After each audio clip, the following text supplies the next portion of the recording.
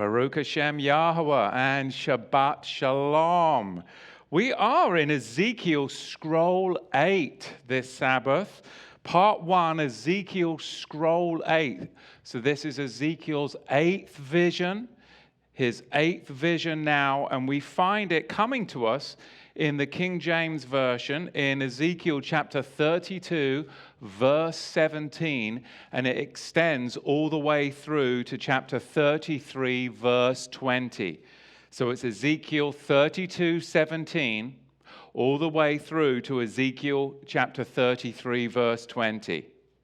And it begins thus: It came to pass also in the 12th year, on the 15th day of the month, that the word of Yahweh came to me. So we don't know. Right here, we can see the dating system. It came to pass also on the 12th year, on the 15th day of the month. So we know what day of the month it was, but we don't actually know what month it was. In this aspect of the vision, the month obscures us.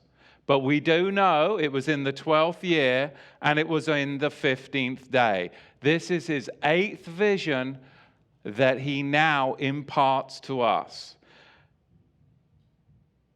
Egypt is consigned to the pit.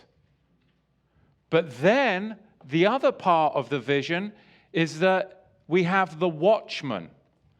So as I approach this week, this 8th vision, seeing Egypt consigned to the pit and then the duty of a watchman, I am just a byproduct of my experiences as a man walking in this world in the faith. And I had a week. So I think I may go a little off kilter today, but I believe that I can tie it in real world experience with Egypt being consigned to the pit and being a watchman. Because this word to me and to you as students of the word, it is real. It is alive, it is sharper than a two-edged sword, and it speaks into our lives and to others' lives today. You can't change anybody or anything except by the word of Yahweh, which can actually separate man from his spirit and his natural carnal self. Even the word of Yahweh actually affects the blood and DNA, because it says that it can go down and divide even into the bone. And into the bone is where the marrow is made, which is where the blood. So the word of Yahweh is so powerful that it can actually separate man. And sometimes man needs to be separated from his natural carnal self and the world around for there to be transformation. All that to say this: I've been to one funeral and one baby dedication this week. One funeral at the beginning of the week and one baby dedication last night.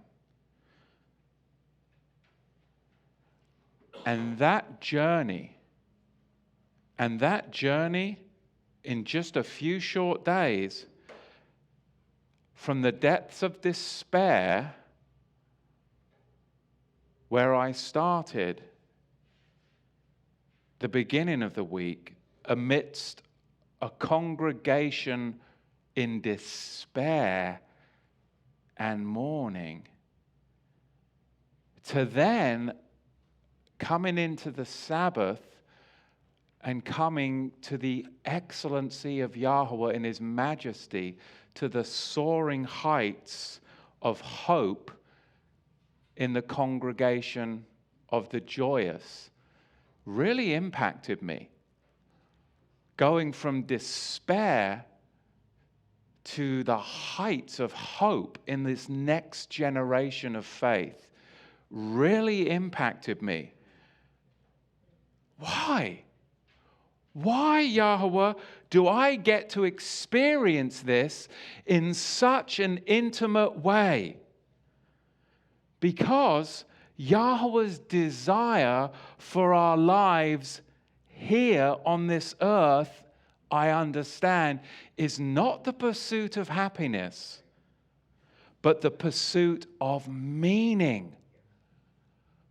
I wasn't pursuing happiness this week, but I was pursuing meaning of being in the midst of a congregation in despair to being in the midst of a congregation in hope, expressing the joy of faith and family. What is the meaning? Why do I get to experience this? Because I find that now, as I go into this 8th vision, this 8th scroll, Ezekiel has a message for us today about Egypt and the depths they went to, and also that we, all of us in community, need to be watchmen. Because for us to truly attain meaning in our life, we've got to stop seeking a life of happiness. What do I mean by all that? Because if we find meaning, we'll find the value and see the value of suffering and our responsibility to something greater than the self. Our service to Him. Our service to Him. This biblical reality is at odds with our culture. We have to understand that. Because our culture is more interested in the pursuit of individual happiness than in the search for meaning in the situations that you and I find ourselves in. I wasn't looking for happiness this week, but I was pursuing meaning in my life. Why? I'm in the midst of a congregation of mourning and despair with no hope,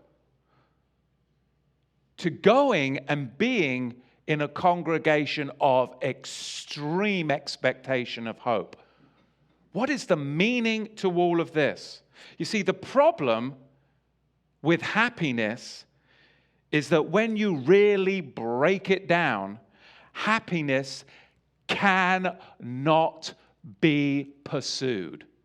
Happiness cannot be pursued. Happiness must ensue. Think about that. Happiness cannot be pursued. Happiness must ensue. You and I have to have a reason to be happy. You can't just pursue happiness. Happiness must ensue. Happiness without meaning brings about a shallow, self-absorbed, or even selfish life in which, things go well. Sure, things are going well. Sure. Needs and desires maybe are easily met this week. Sure. Maybe even difficult entanglements are avoided. Yeah, maybe. But that's not the life of the saint. That's the life of the sinner. That's what the sinner pursues. We're not to pursue that. At the beginning of the week, I found meaning even in the most dreadful of circumstances. I did. And finding meaning in those moments made me, finding meaning in those moments made me even more resilient to suffering than those around me who found none. So by you finding meaning in your life, will make you more resilient to suffering than those around you that find no meaning. Yahweh wants us to find meaning in all things to make us resilient so that we can be the watchman that can endure suffering in these last days and lead many to glory. This is the message of the watchman. Everything can be taken from man, everything. But one thing, man's search for meaning, man's pursuit of Yahweh cannot be taken from him. Meaning. What's the meaning of life? In our text, the last of Judah's freedoms as the walls of the city crumbled was to choose their attitude in their given set of circumstances as Nebuchadnezzar encroached upon the city. They were going to choose their way, one of meaning or one of happiness. They weren't going to find happiness on their way to Babylon, but if they chose meaning on their way to Babylon, then they would be able to endure the suffering that they were afflicted. But somebody who is trying to pursue happiness in their life, they can never endure the trials and sufferings that come by. Cast out happiness and pursue meaning. I am learning this. I haven't got it figured out, but this text this week, it impacted me. When you and I choose meaning, then life is still expecting something from us. Something in the future is expected of you. Something in the future is expected of me when I choose meaning in my life. When you and I become conscious of the responsibility we bear toward a human being who affectionately awaits for us in the future. There are human beings out there that are affectionately waiting to meet you in the future. It's happened to me.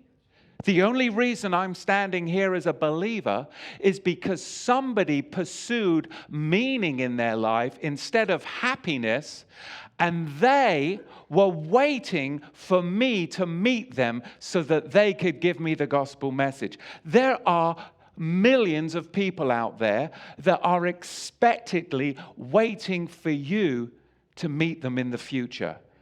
That is what the Father has for us. And there's also a bunch of unfinished work for me and an unfinished work for you that is waiting for you to complete it. And it's in the future because Yahweh is beyond time. That's our reality in this dimensional world that we live in, but he is outside of space and time. So when you and I become conscious of the responsibility we bear toward a human being who affectionately waits for us in the future or an unfinished work, then we'll never be able to throw our life away and the opportunities that it always presents to us. Everything that happens is an opportunity. Everything. But if you're looking for happiness in the stuff that happens to you, then you have a secular worldview. You will be depressed, defeated, isolated, and down in spirit. Because sometimes, as believers, we know the majority, I dare say, of times Yahweh works in our life. It's not to try and bring about happiness. And oftentimes you'll be like, why did I have to go? Because he was trying to get you to see the meaning in it. And he didn't even consider about your happiness in the situation. He wanted to bring meaning into your life. And if that meant discomfort, a little suffering, but for you to pursue meaning, which means pursuing him, then it's worth it to the Father who is above all things. When we know the why, I am actually going to tie this in with the book of Ezekiel in case you're, what is he going off about? But seriously, think about these words. This is powerful stuff. When we know the why for our existence, then we'll be able to bear almost any how. When we know the why to our existence, then we'll be able to bear almost any how.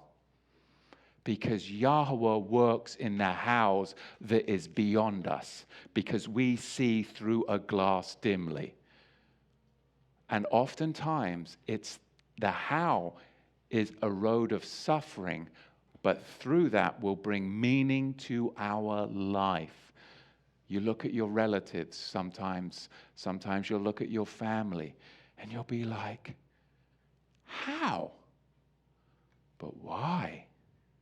Meaning.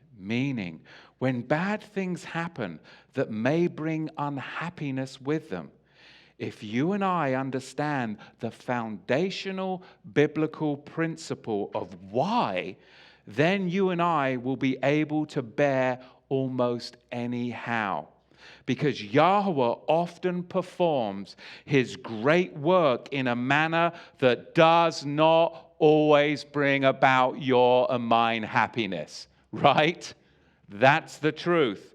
We don't often like how Yahweh brings about meaning in our lives. In fact, it's wasted on us if we're simply pursuing happiness. It's wasted on you. You're this deep. If you're just pursuing happiness, you'll miss the meaning of why. Right? It came to pass in the 12th year, on the 15th day of the month, that the word of Yahweh came to me, saying, Ben-Adam, son of man, wail for the multitudes of Egypt and cast them down. Cast them down, even her, the daughters of the famous nations, to the depths of the earth, and them that go down into the pit. Whom do you surpass in beauty? Go down and be placed with the uncircumcised. They shall fall in the midst of them that are slain by the sword. She is delivered to the sword. Draw her and all her multitudes. The strong among the mighty shall speak to them out of the midst of Sheol, the grave. And them that help them, they are gone down. Where are they? They are gone down. They lie with the uncircumcised, slain by the sword. So like I said, my week began in the midst of the congregation of mourning, around a multitude of non-believers with no hope, the depths of despair. And yet my Sabbath opened up in celebration of hope, bigger than me, bigger than you, huge, really moved me. And still to this time, because all week I was searching for meaning. And he revealed the meaning to me in the small, small hours. Not the pursuit of happiness, but the pursuit of meaning, which ties me all the way back into this visionary text, which begins with going down into the depths of the earth and also being a watchman.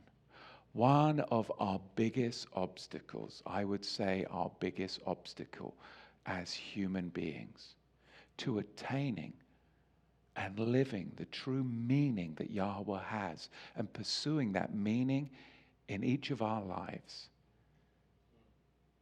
is our fear of death. So if we can embrace the truth, and the truth will set you free. And what is truth? Well, truth stood right before Pilate. Yahusha is truth. It's not abstract. It is in the person who sits at the right hand of the Father, interceding for us to come into meaning and truth in our life. For us to truly, and this is what I want out of everything that we listen to today, is that I want you and I to be set free from the lies and the traditions of men when it comes to death, burial, and resurrection.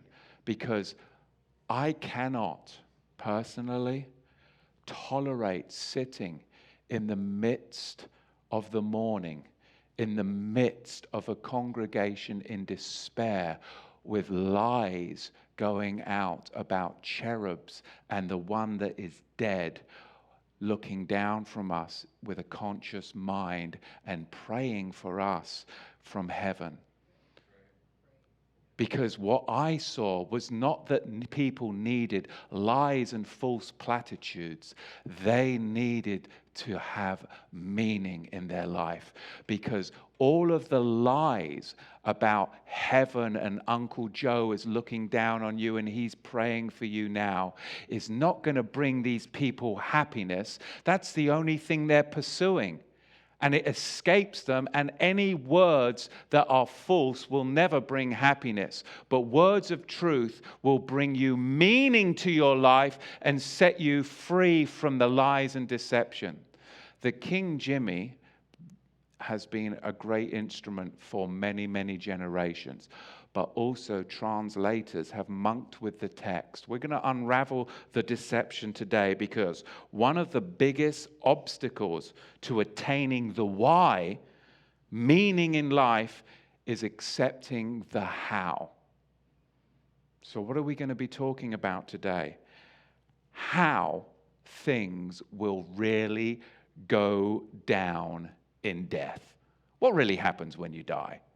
Because if we can become comfortable and find meaning in death, then we can be set free to truly have meaning in our life, because then we will operate without any fear, no matter whether you're 90, no matter whether you are stricken with disease, with a brain tumor like we saw McCain just was facing that as an unbeliever. But we will have the tools to be powerhouses of the faith in spite of anything in our lives, even happiness being absent. That's what I want for us. That's what the Father wants for us. How will things really go down in death? Accepting the truth in this will jet propel you and I to the fast track, which is assuring that we have meaning in life. Even when you're unhappy and miserable, you will know that you have a meaning and a purpose in your life. The why to your being here. Why are you here? Why are you here right now in your present situation? Why? Even though you're not happy. You thought that your life would bear more fruit than it has. Why? Let's find meaning in everything, because with the security of the how, you'll obtain everlasting life there. That's what we all are seeking for. So, that's a long-winded way to get to the title of this week's message, Death and the Afterlife. Let's look at 7 things. Number 1, look at our text.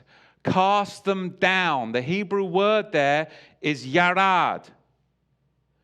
Yod, Resh, Dalet. It means to cast down to a lower region, to pass a boundary. So when you die, you actually pass a boundary.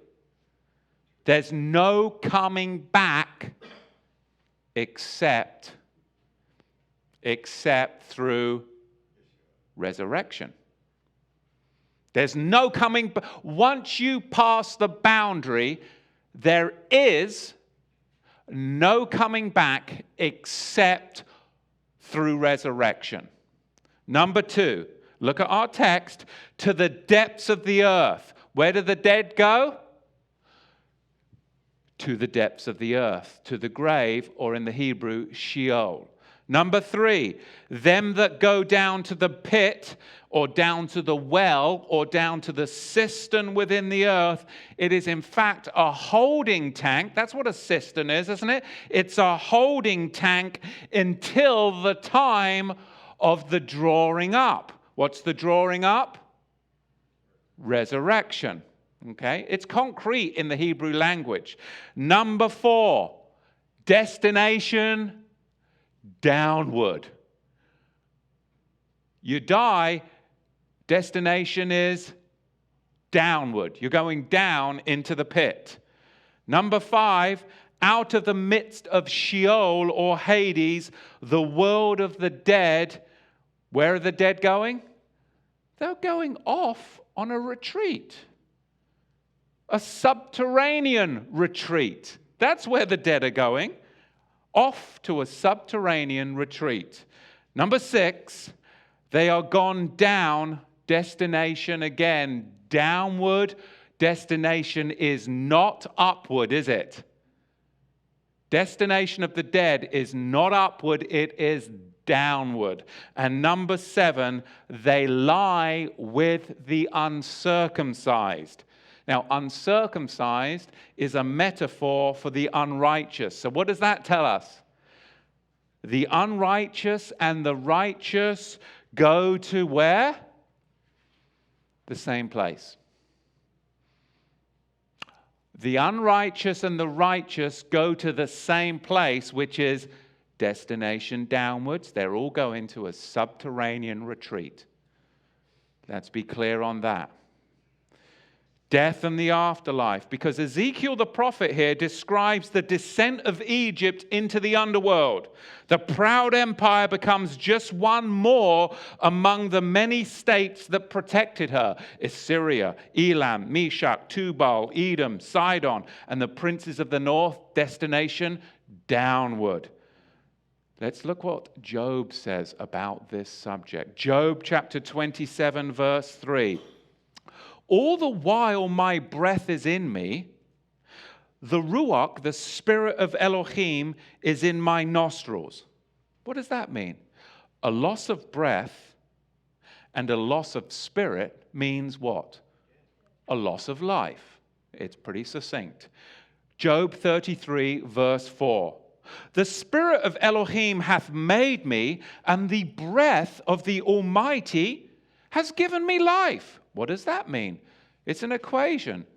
Spirit plus breath of Yahweh equals life.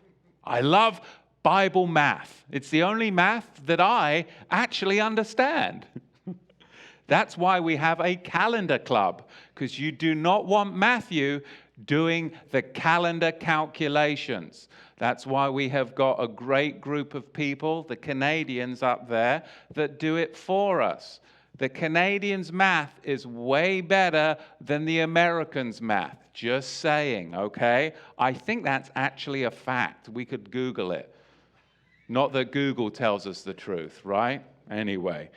Job chapter 33, verse 14. If he set his heart upon man, if he gather unto himself his spirit and his breath, all flesh shall perish together, and man shall turn again unto the dust. What is that saying? Job 34, verse 14. Yahweh, gathering his spirit and breath back from you, means that your body, your flesh, will perish. If Yahweh takes his spirit and your breath from you, you're going to collapse and you're going to die. And where will you go?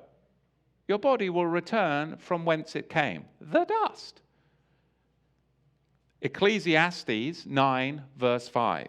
For the living know that they shall die. We do, don't we? But the dead know not anything.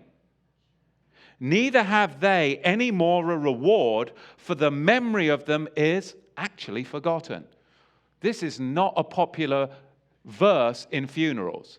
They were not talking about this on the beginning of the week, which set me on this path of trying to find meaning in my present circumstances. We know, it's very apparent that death awaits us.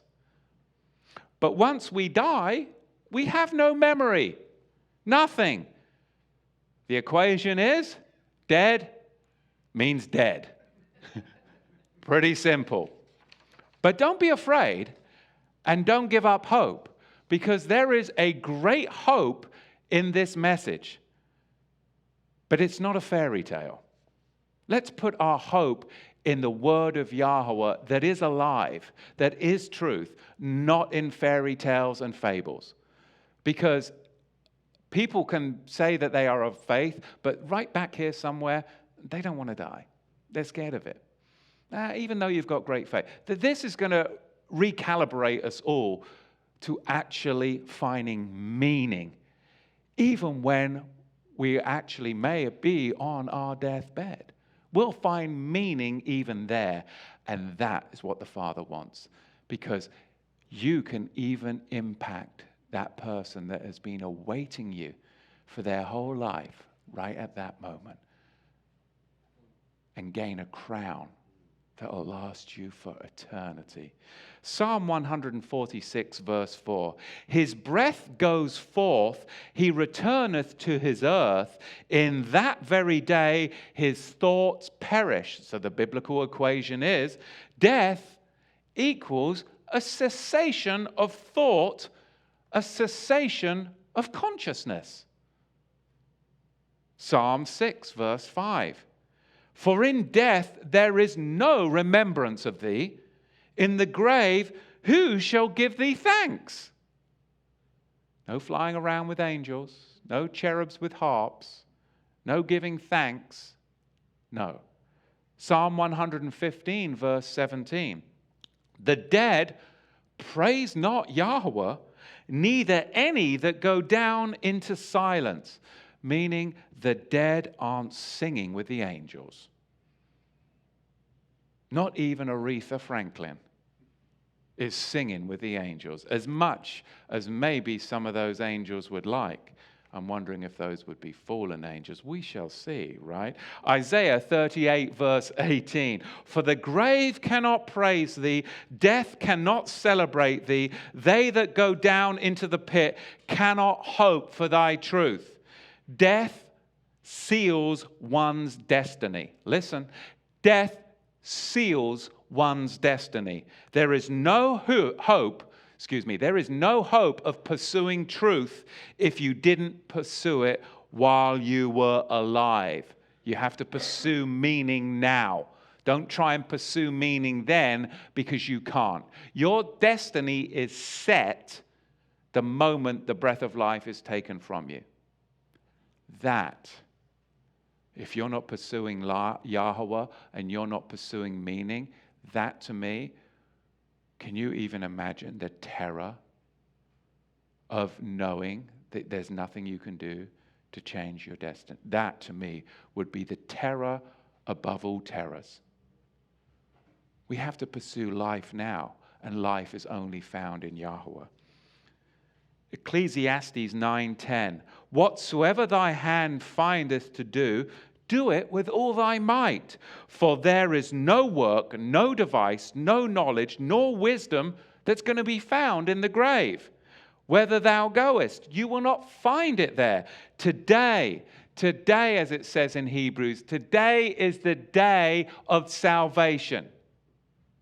Today is the day to find meaning in your life and pursue the meaning that Yahweh has for you with all of your might. Don't pursue happiness, pursue meaning. Pursue meaning even in unhappy events. Because when you do that, you'll end up in the congregation of the righteous and you'll end up with joy. I got to experience that this week. I dare say, because I know the Father and I know how He works, and so do you that are pursuing meaning in your life. I dare say, if I was pursuing happiness this week, I would have never ended up in the congregation of the righteous experiencing joy. But because I started out by pursuing meaning, it actually brought even more meaning to the joy. That's where the Father wants us to be, because that is a place where He can mold and shape our every moment. Our every moment. Job chapter 9 or chapter 7 verse 9, as the cloud is consumed and vanisheth away, so he that goeth down to the grave shall come up no more. He shall return no more to his house. Listen. He shall return no more to his house, neither shall his place know him anymore. So regardless what Stephen King says, There's no such thing as ghosts and haunted houses, okay? Doesn't matter about the poltergeist movies and Stephen King and all of that nonsense. The dead don't come back to haunt houses. Look what the Bible says. He shall return no more to his house. That's pretty clear. Neither shall his place know him anymore. So that old codger who lived in that old derelict mansion in that little podunk town that you live in the middle of Ohio or wherever you are, he's not haunting that house. You can buy it at a reduced price because everybody's scared. Because, well, actually, it might be something worse than that. It could be occult activity and demons. But the dead are dead. They don't come back to haunt houses. But disembodied spirits, like we examined a few weeks ago, satanic devils, they like to do what? Inhabit houses, because we know in the New Testament that the Ruach HaKodesh, Yahweh shows us through the Spirit that yes, you've got to clean the house, but you've got to make sure you do a good job, otherwise 7 more of those demons are come back in the house. So here's the reality. When the dead die, they don't come back and haunt the houses they once used to live in. But if there's been occult or satanic activity, it can open up portals to the Nephilim, the fallen ones, to come and cause all kinds of mayhem. And that's why you've got to walk under the power of the anointing. So let's continue on. Now, there's no such thing as an immortal soul. There's no such thing as dying and going to heaven and bypassing the resurrection.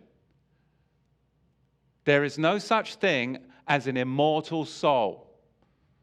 An immortal soul would die, bypass the resurrection, and now that soul is in heaven. That is the King James or traditional evangelical perception of death, and it's not true.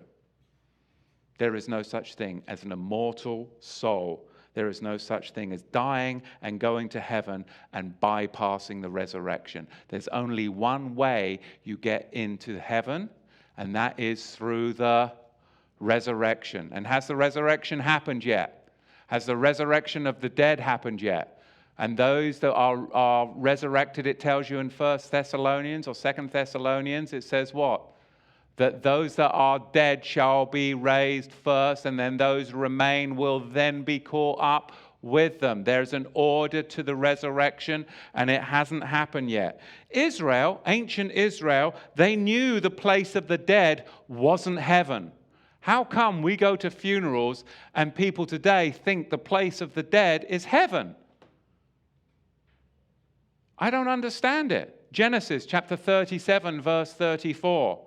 And Jacob rent his garments and put sackcloth upon his loins, and he mourned for his son many days. And all his sons and all his daughters rose up to comfort him. But he refused to be comforted. And he said, for I will go down to Sheol. Shin Aleph Lamed.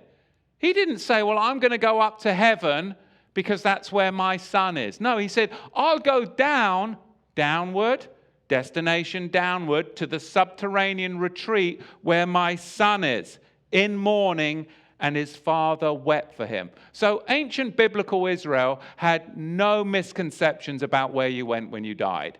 It's our pagan world we live in, which is a bunch of fairy tales and myth that gets us to believe this nonsense. And it breeds hope and despair and gives you no meaning in your life because you're trying to pursue happiness even at a funeral. Pursue meaning at the funeral by accepting truth, and you'll actually end up not in the congregation of mourners, you'll end up in another congregation of joy because you have hope in the next generation. That's some powerful stuff. Hades is the sphere of inmates. Hades, the grave, the sphere of inmates, grave, hell, the pit. We have how many lives? We have one life. Make it count. We have one life. Get used to the reality that we are inmates. Just accept it now. Get used to the reality that we are inmates, prisoners in chains. Accept it. You can choose freedom from chains if you want in this life. I don't want that, but you can choose that if you want. Pursue happiness. Pursue happiness, and you will escape the chains in this life. You will. That's why people pursue happiness. But you will suffer eternal chains of bondage. Or you can pursue meaning in this life and place yourself in chains for Messiah, and you will escape chains in eternity and live with the Messiah. It's a juxtaposition, isn't it? But either way, it's when you accept your chains. I would rather accept my chains now and pursue meaning than rather be unshackled now and pursue happiness, but then later be shackled. Does that make sense to you? There's going to be a shackling. And it all depends on whether you pursue meaning or happiness and what you accept now. Accept chains now and pursue meaning, and you'll escape chains later. Reject chains now and pursue happiness, and you expect chains later. That's a little bit of a word puzzle for you. But anyway, Ephesians chapter 6, verse 20, for which I am an ambassador in chains, that in it I may speak boldly as I ought to speak. Paul found meaning even though he was unhappy. He found meaning in all things because he understood that he was an ambassador in chains. Therefore, he found meaning even in unhappy circumstances. Immortality comes when? At death? No. Immortality comes at the resurrection, not before. The only way anyone ascends out of the grave is at the resurrection. And that has not happened yet. Job chapter 4, verse 7. Shall mortal man be more just than Elohim? Shall a man be more pure than his maker? Who do we think we are? With all these fairy tales and fables of going to... Are we more than our maker? Heaven forbid. 2 Corinthians 4:11. For we which live are always delivered unto death for Yahusha's sake, that the life also of Yahusha might be made manifest in our mortal flesh. In our mortal flesh. Hebrews 9 verse 27. And it is appointed unto men once to die, and then after this, the judgment. There's an equation here. Dust plus spirit equals life. Dust minus spirit equals death. And there is no post-mortem evangelism. There is no post-mortem evangelism.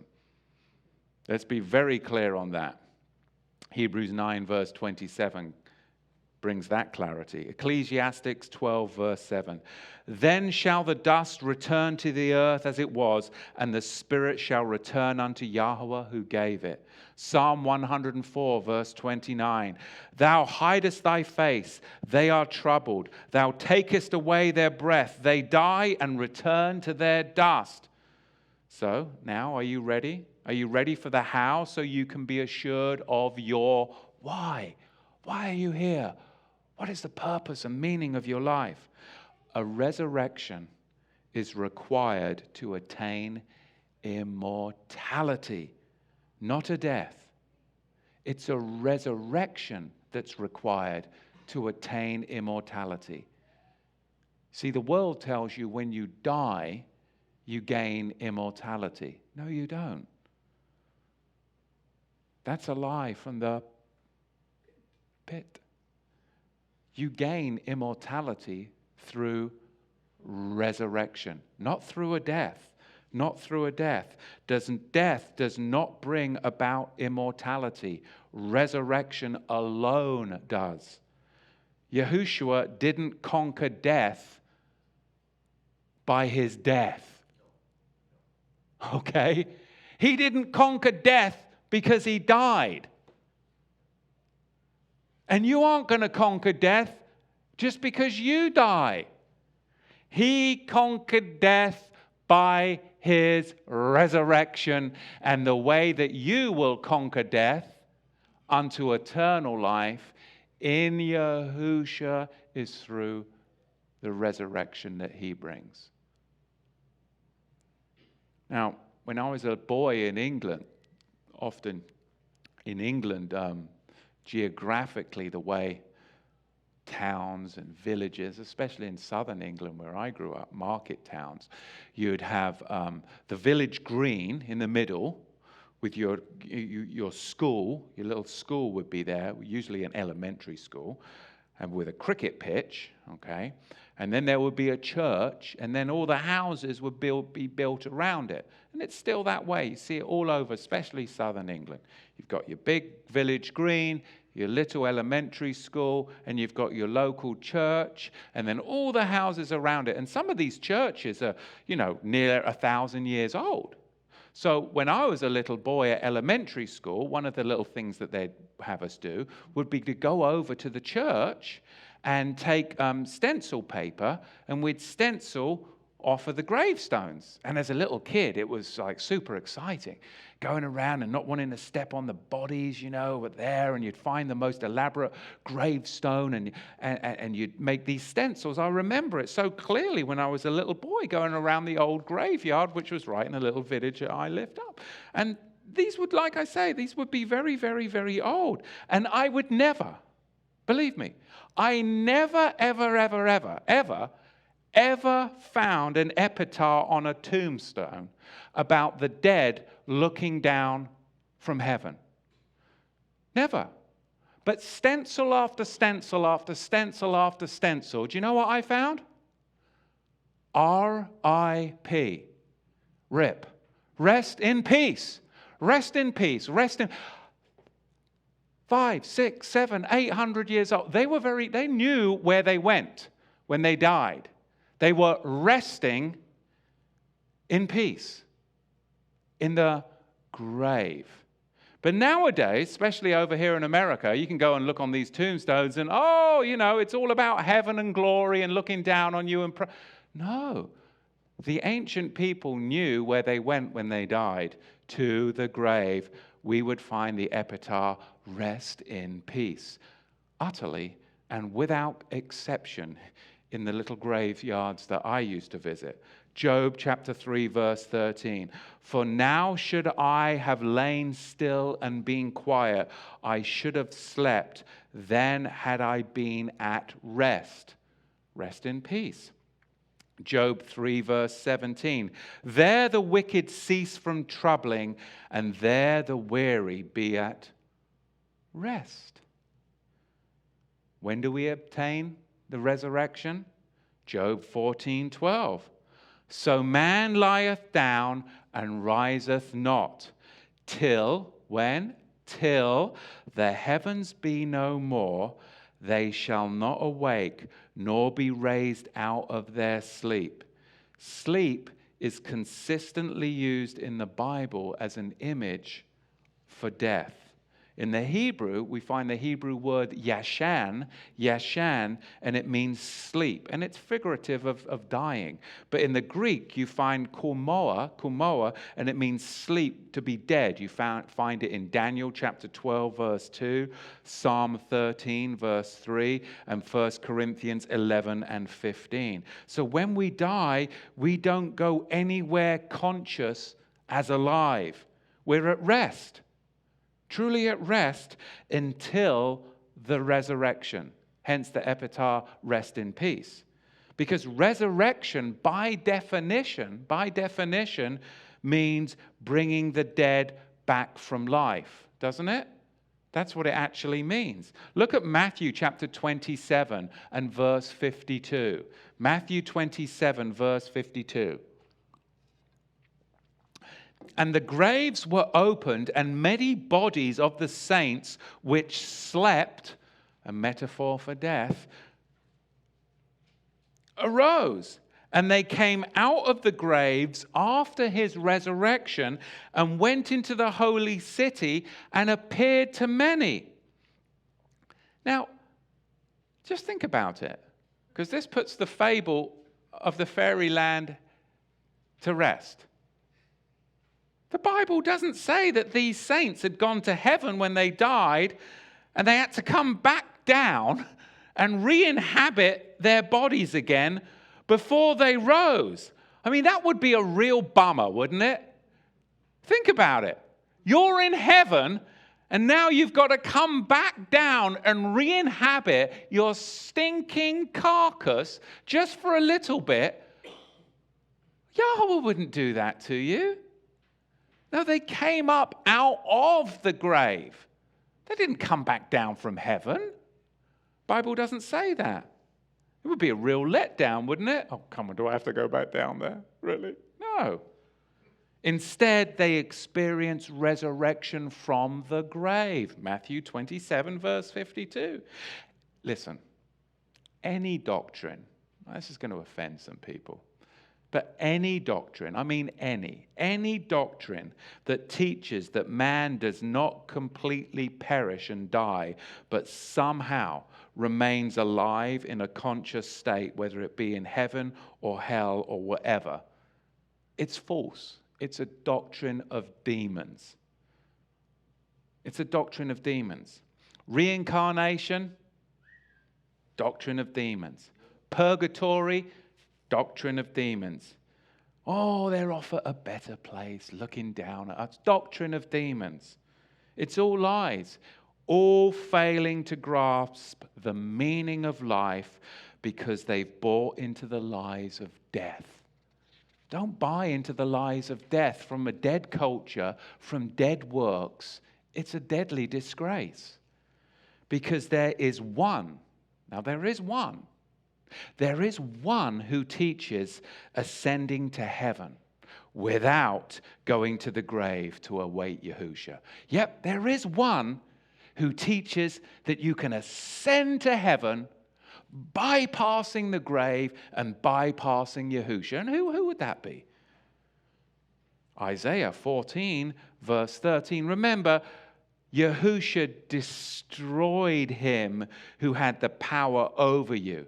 He destroyed him who is trying to deceive you about death, who's trying to hide from you the resurrection power whilst telling you that you can endure and arise into the heavens. Isaiah 14, verse 13, we find out who that character is. For thou hast said in thine heart, I will ascend into heaven. I will exalt my throne above the stars of Elohim. I will sit also upon the mount of the congregation in the sides of the north. It's the doctrine of the adversary, Satan himself, that says that you can ascend into heaven and bypass the grave, because that's exactly what he wanted to do, was attain and ascend into the heavens. Right? Look what it says in John chapter 10, verse 1. Verily, verily, I say unto you, he that entereth not by the door of the sheepfold, but ascendeth up by some other way, the same is a thief and a robber. In fact, we know that's the adversary, right? Trying to make some other way for you to obtain the resurrection. Bypassing the grave. Acts chapter 2, verse 29.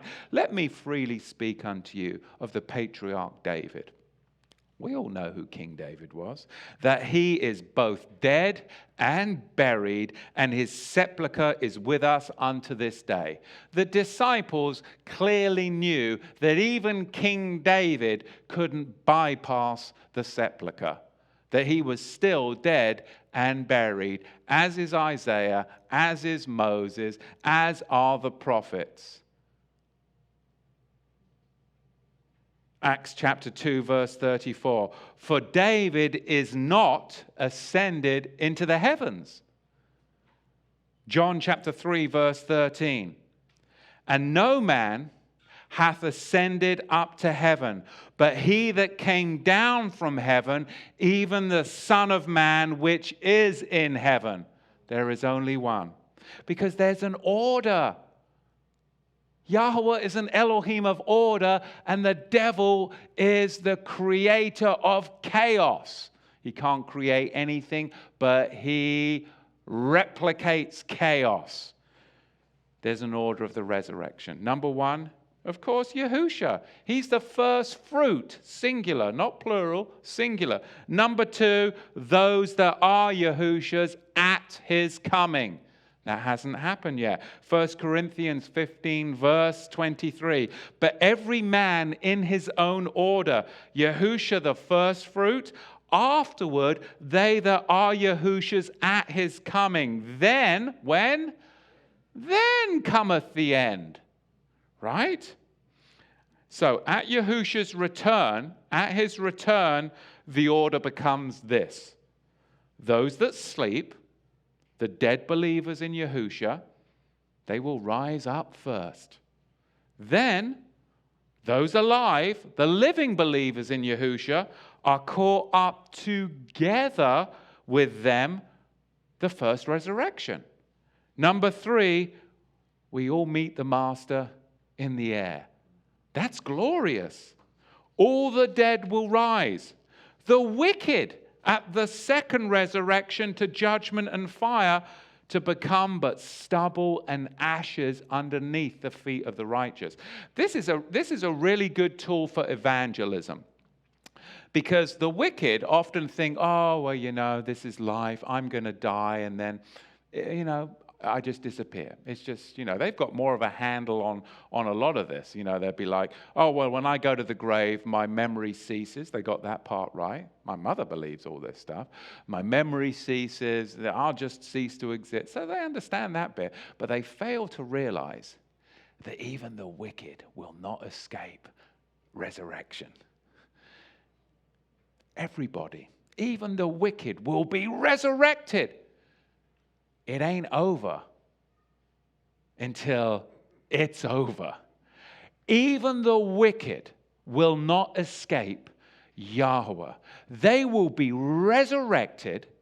They will stand before him and have to walk through the fires of judgment, but they will not be wearing the cloak of Yahusha's righteousness. They will have their own garments of righteousness that will be filthy and stained, and the fires will turn them to stubble and ashes. And then you will literally, as you're cloaked in the Master's garment of purity, walk through the fire, and you will endure, and you will walk upon their ashes as stubble under your very feet. This is powerful. It's also a great evangelism tool for those that think that they're just going to off themselves and that they don't have any consequences. No, there's consequences. There's consequences. We're all going to be raised, some to judgment and some to glory. No one escapes the resurrection. That actually is quite terrifying to the unbeliever. To us, it's hope. But when you say to the infidel, to the unbeliever, well, yeah, you may think that, but you do realize you will not escape the resurrection. What? Nobody tells them this. No, you will not escape the resurrection. You're going to be resurrected too. So, it's not over. It's not just this life. You will be resurrected. Malachi chapter 4, verse 2. All that do wickedly shall be stubble, and the day shall cometh when it shall burn them up, and you shall tread down the wicked, for they shall be ashes under the soles of your feet in the day that I shall do this, saith Yahweh Savah. In the day of the resurrection, when I do this, this is what's going to happen. Nowhere does Scripture say the order changed post-resurrection of Yahusha. Nowhere. The order's still the same. So let's finish up with 7 problem texts that people go to in the King Jimmy that's tripped up many, many people. Number 1, let's go to the today text. Luke chapter 23, verse 42. You all know about this one. Okay, these are problem texts in the King Jimmy that trip people up. Now remember, Greek has no grammar.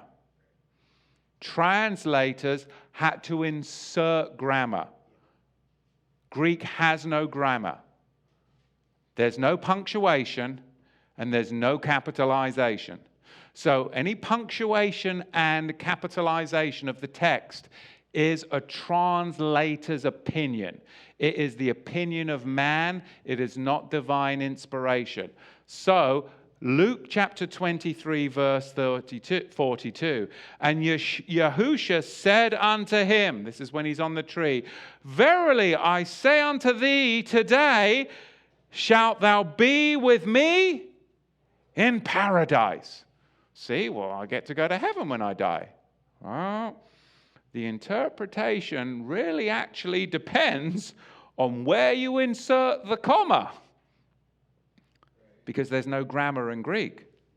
I mean, verily I say unto thee, comma, capitalization, today shalt thou be with me in paradise. That's the King James Version.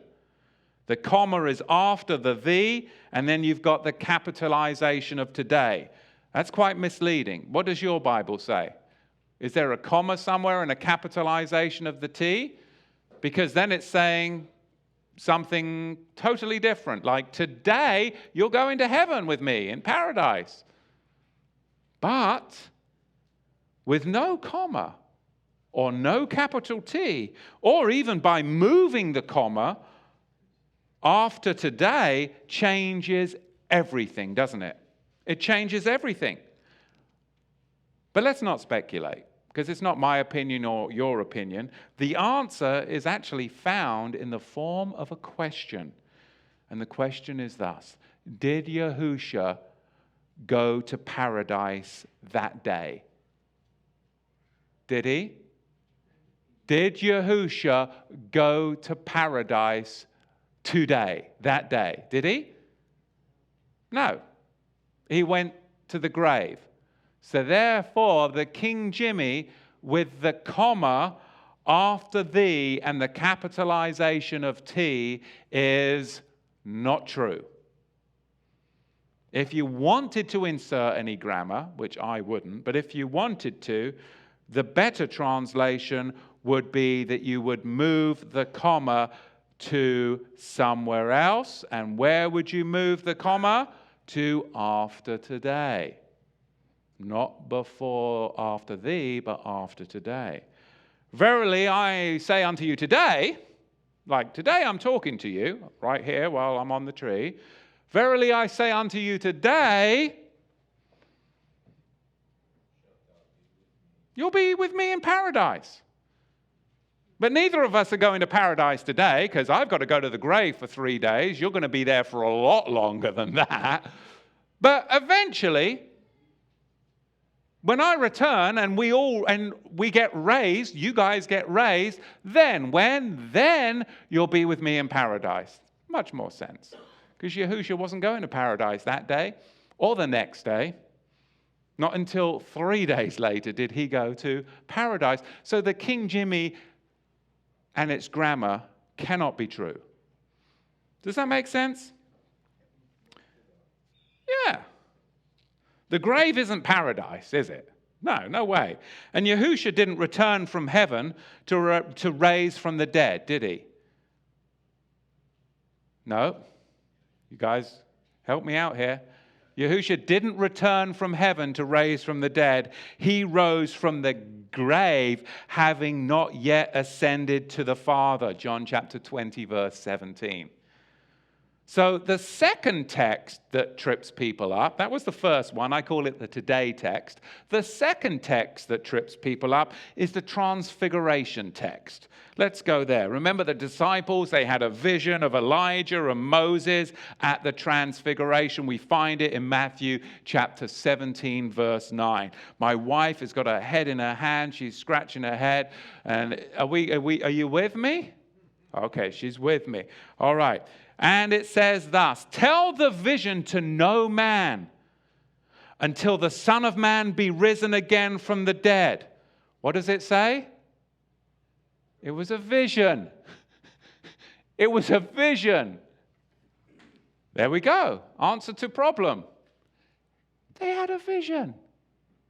That doesn't mean that that was literally Moses and Elijah. Because Moses and Elijah are where? In the grave. It was a vision. Don't turn a vision into a literal rendering of the text when the text tells you it was a vision. Moses and Elijah weren't literally there because they're in the grave. It was a vision. The third problem text is the parable of the rich man and Lazarus. I just said it. The key is that it's a parable, right? A parable, it means a similitude, a fictitious narrative conveying a moral comparison. It's a fictitious narrative supposed to convey a moral comparison. Abraham's bosom is found in the parable. It's not a real place. There's no second or third witness in Scripture to such a place. In fact, it's not a biblical reality because it's a parable, right? The fourth problem text, I'm having fun with this. Can you tell? It is, though, but it's like peeling the layers off of an onion. You're going to cry. Yeah, I love it. Some people are like, oh my goodness, I'm going to cry. Oh, I thought that was my grandmother talking to me, but it was actually a demon. Oh my goodness. Yeah, right, it was. Grandma wasn't talking to you. Yes, they're familiar spirits. And I don't have to be afraid anymore of Florence Nightingale. What does that mean? Well, the boarding school I went to was Florence Nightingale's family home. And I was terrified of Florence Nightingale's ghost. And the senior boys would take us, like we'd get up in the middle of the night and they'd take you through this walk up what we called the Wild Gardens to Nightingale Bench that was a mile up through the forest. And to see I never made it up to the bench. I mean, I would get I don't even know if I made it halfway. I was so terrified, but it was all for nothing because she's in the grave. She's not sitting on Nightingale Bench scaring little schoolboys. Why they didn't tell me this in chapel on Sunday, I could have really been set free from a lot of fear. And now my kids are looking at me like, it's all right, Eliana. It's okay. It's okay. Yahweh is with us. Yes. I think we should clarify something. What about Enoch and Elijah? Oh, the question was, I think we should clarify something, Enoch and Elijah. Well, you're ahead of me because that's point number 7. Okay, let's talk about point number 4. You're jumping ahead, see, leave it to the vicar here. The fable that Yahusha went to hell. This is a problem text. It's a fable. The fable that Yahusha went to hell between his death and resurrection. He went to Sheol, the grave, the place of the dead. The later Apostles' Creed made up the fable that he descended into a fiery hell. That was the Apostles' Creed. You see, because sometimes in the King Jimmy, they translate the grave as hell. Right? Sheol. But he didn't go to the fiery depths of hell. He went to the grave. But it was the later Apostle Creed that made up the fable that he descended into a fiery hell. So number 5, the fifth text that sometimes troubles this understanding. To be absent from the body, right? We've all heard that. Is to be present with the Lord. As soon as I die, I get to go to heaven. You've heard it at so many a funeral. Well, to be absent from the body means to be present with the Lord, and the Lord's sitting at the right hand of the Father, therefore you'll be sitting on his lap. No, that's not what it says. The Bible doesn't actually say that. We think it says that. Let's see what the Bible says, 2 Corinthians chapter 5, verse 8. Isn't that amazing? So many times we think the Bible says something, and then when we actually go back to read it, we go, oh yeah, no, it doesn't actually say that. That was a fable. 2 Corinthians 5:8. We are confident, I say, and willing rather to be absent from the body and to be present with the Master. What did it just say?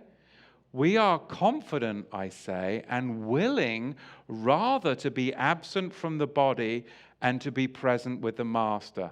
Meaning, we would rather be or willing to be. For sure.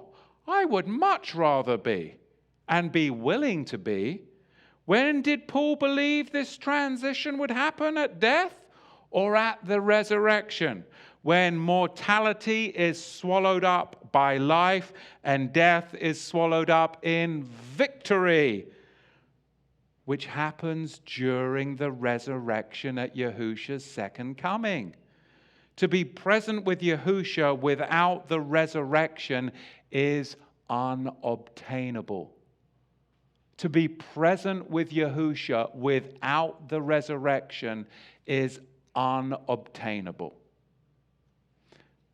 Number 6, the 6th point of confusion, King Saul and the witch of Endor. King Saul and the witch of Endor. She was a witch.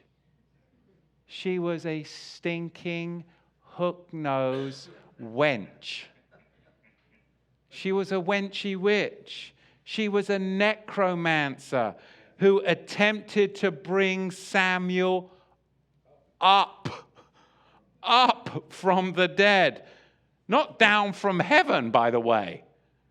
But since when do we believe the testimony of a witch? A necromancer? No.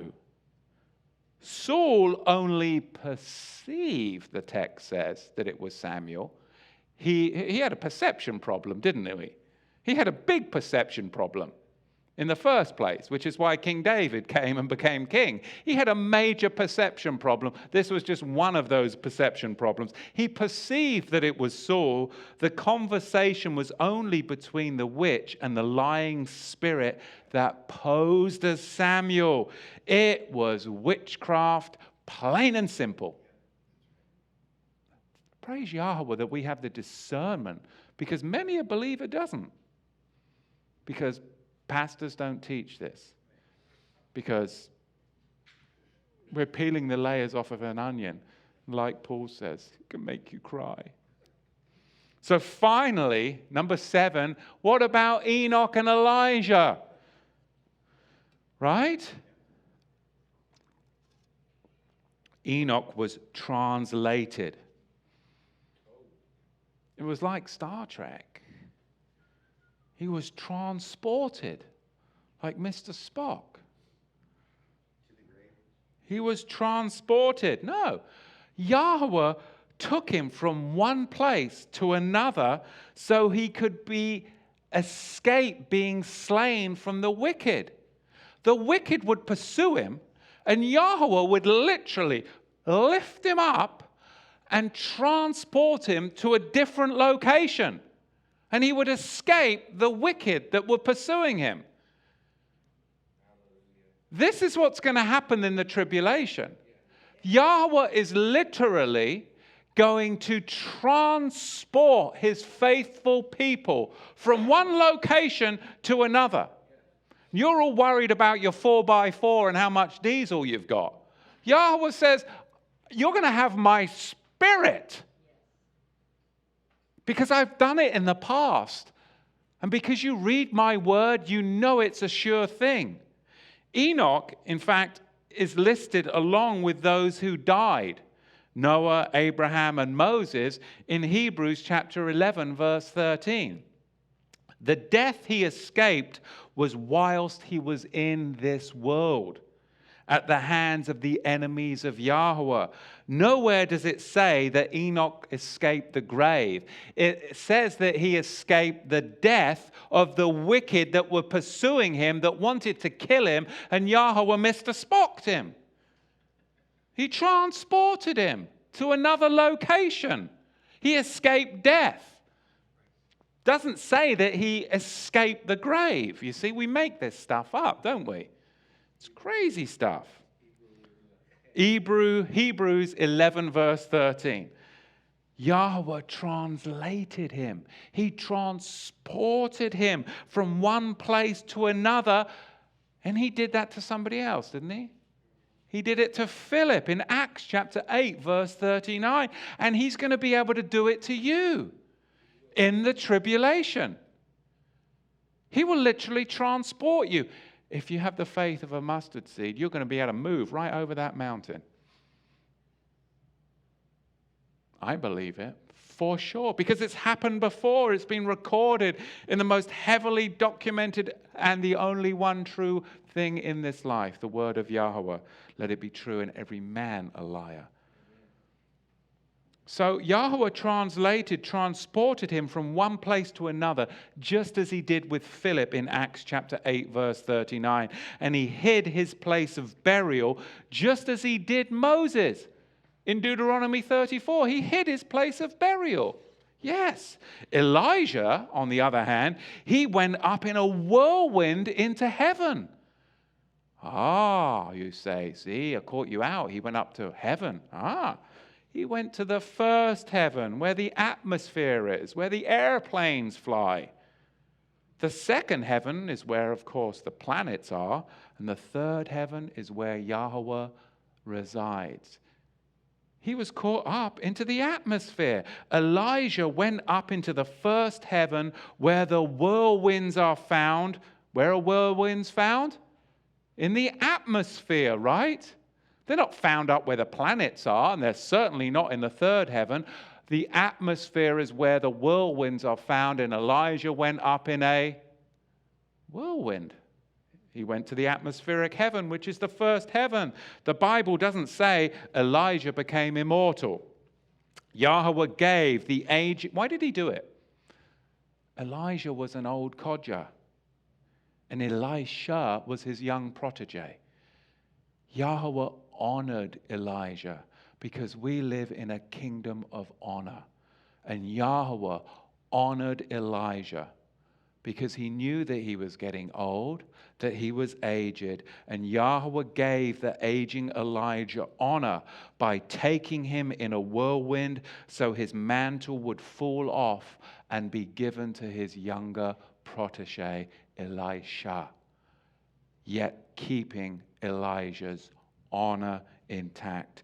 Yahweh would never denigrate an aging righteous prophet, but made a way for him to have his mantle passed to the next generation whilst keeping his honor.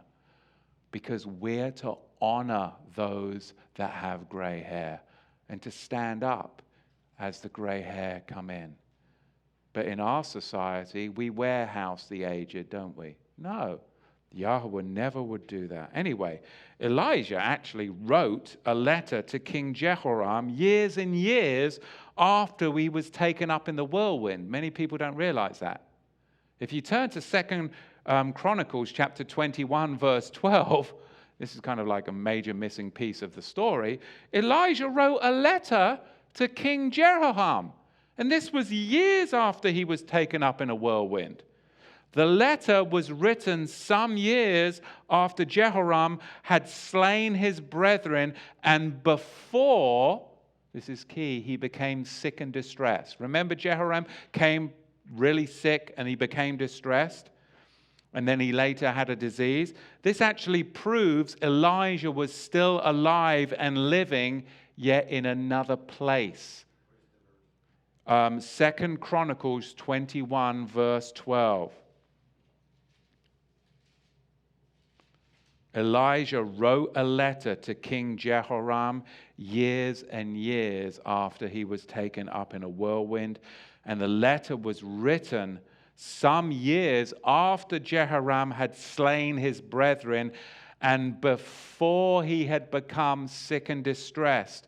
So this actually proves Elijah was still alive and living, yet in another place. So all that to say this today. I've had a very deep and powerful and impacting week. Yeah, over the past months, to tell you the truth, I have, and many of us have gone through times that maybe haven't been super full of happiness. But I tell you what, in the midst of it all, I have sought meaning. I have sought meaning. And in seeking that meaning, I have found such purpose in the life, the simple life that I have, of the expectation that there's people out there awaiting to hear this message. And then they've responded. And then for you too, that there is expectation and people awaiting to hear the message. And then last night for me, and the in-family joke is, not to mention any names, but we never thought. We always wondered. But then to be there and to see such fruit in such a short time. And that is the congregation of joy and the righteous, and then a hope that bypasses and surpasses my life. To see a young life with such a strong name and strong hopes and expectations. And it's all because we're all seeking meaning. We're not seeking happiness. We're sure we'd like happiness, but even in unhappy circumstances and situations, there is meaning there. And with that, we find the true blessed hope. The true blessed hope. I'm just a byproduct of my experiences, but I choose to find meaning in each and every one of my experiences, even when they make me unhappy. And if everybody could do that, we'd all be in a much, much better place. I have 4 points I want to just touch on before we close. Yahweh wants you and I to have purpose. He wants us to have meaning in life. Attaining it increases our overall well-being. It increases our life satisfaction. He wants that for us. It improves our mental and physical health. It truly does. When you look for meaning in everything, it improves your mental health. It improves your physical health. It improves your resiliency against disease. It enhances your self-esteem. And it decreases chances of depression and oppression. And some people are just oppressed and depressed because they are seeking happiness rather than the meaning. But sometimes to find the meaning, we've got to go back, don't we? And that's the problem. Going back, sometimes people are just forward, but sometimes by going back, we can find the meaning. We can find the meaning. Because people that are pursuing happiness, they haven't attained it. Happiness is out there, right? They're always going forward. But those of us that are seeking meaning in life, we understand that to truly find that meaning, sometimes we have to go back and correct stuff back there. And that brings me to this. That's not something I was going to say, but I had an employee this week that did the dirty on me several years ago. Really did. And I saw on Instagram that ex-employee had been in my school when I wasn't there and was getting their hair done. And I was so upset and I was angry at this very moment. But then another employee came in to me and said, oh, I ran into that person today and they want to come and see you. And I'm like, they do? Well, why? Well, they've gone through a lot in their life and they want to make restitution for the wrongs that they've done. And I was like, oh, well, don't say how angry I am right now. Let's put this on the back burner because I'm always up for restoration. And if you say how angry I am about this present situation, then they're not going to come in. So I said, so yeah, just tell them they can come in. So this person I hadn't seen in years came in, and I didn't make it easy for them. And they literally sat and apologized to me for the way that they finished things, which wasn't right. And they knew it, but it had troubled them for years. And they knew that they would not be able to move on in their life unless they came and did the face-to-face. And of course, I welcomed it. We embraced, and I said, now you're going to be able to go on and pursue great things because now you're set free from what troubled you. Because I'd been walking down the street and the person see me coming, and they're like, and that happens like to lots of people when they see me. They really do. They say, oh, you're crazy. It's him. It's all over the, I mean, it's like everywhere I go. That's not really, but it's quite often. But that person won't have to do that anymore because they went back to go forward. And we all have to do that, right? It was pretty amazing. And this all happened this week. That was in the midst of the funeral and the baby dedication, right in the midst there. So I'm trying to find meaning in that too that brings me to this. On top of all that, the single-minded pursuit of happiness is ironically leaving you less happy. People that are pursuing happiness are miserable gits. They really are. It's crazy. It's the very pursuit of happiness, world, that thwarts your happiness. Forget happiness. Pursue meaning, and then you'll obtain happiness. Right? Forget happiness. Pursue meaning. If you pursue happiness, it's the pursuit of happiness that thwarts your very happiness. What a conundrum. Embrace the truth. Just as the prophet says, embrace the truth and be set free from the fear of death and the pursuit of happiness. Be set free from the pursuit of happiness. Embrace the meaning of your life. Yahweh wants you to be resilient. Because if you're resilient, you'll be able to endure anyhow because you'll have meaning. Because sometimes the way Yahweh does it is not going to bring you and I happiness. But he wants to work through the how to bring you the meaning. And finally,